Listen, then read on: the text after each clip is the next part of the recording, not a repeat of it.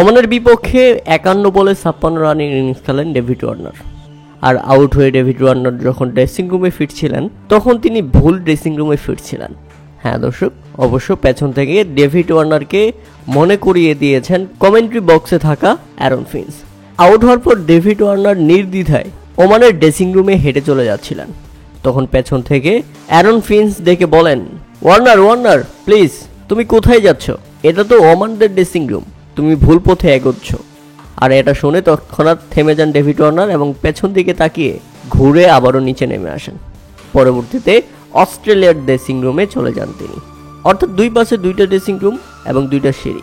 ভুল করে David Warner নিজেদের সিঁড়ি ভুলে ওমানের ড্রেসিং রুমের সিঁড়িতে চলে যাচ্ছিল, যে কারণে তাকে পেছন থেকে ডেকে আবারও ফিরিয়ে আনা হয়। আর এটা দেখে ধারাভাষ্য কক্ষতে যেমন হাসাহাসি হচ্ছিল, তেমনি ভক্ত সমর্থকরাও ব্যাপক মজা নিয়েছে। একজন ব্যাটসম্যান যখন মাঠে থাকে সে পুরোটাই খেলার মধ্যে থাকে। তার মাইন্ড, তার মন মানসিকতা এবং তার চিন্তা চেতনা সব কিছুই খেলার মধ্যে মিশে থাকে। আবার সে যখন আউট হয়ে ফিরে তখনও মাথা থেকে সেই চিন্তা চেতনা কিংবা পরিকল্পনা দূরে যায় না, যে কারণেই মনের ভুলে ডেভিড ওয়ার্নার ঠিক এমনটা করতে গিয়েছিলেন। এটা শুধু ডেভিড ওয়ার্নারের ক্ষেত্রে নয়, যে কারো ক্ষেত্রেই হতে পারে। দর্শক, আপনার কি কখনো এরকম হয়েছে? হয়তো কারো বাসায় গিয়েছেন, 4 তলায় উঠতে গিয়ে 5 তলায় উঠে গেছেন, আবার বাম পাশের রুমে ঢুকে বাদ দিয়ে ডান পাশের রুমে ঢুকে গেছেন। নতুন নতুন কোনো জায়গায় গেলে এরকম ভুল আপনাদের সাথে হলে তো অবশ্যই আমাদের কমেন্ট করে জানাবেন।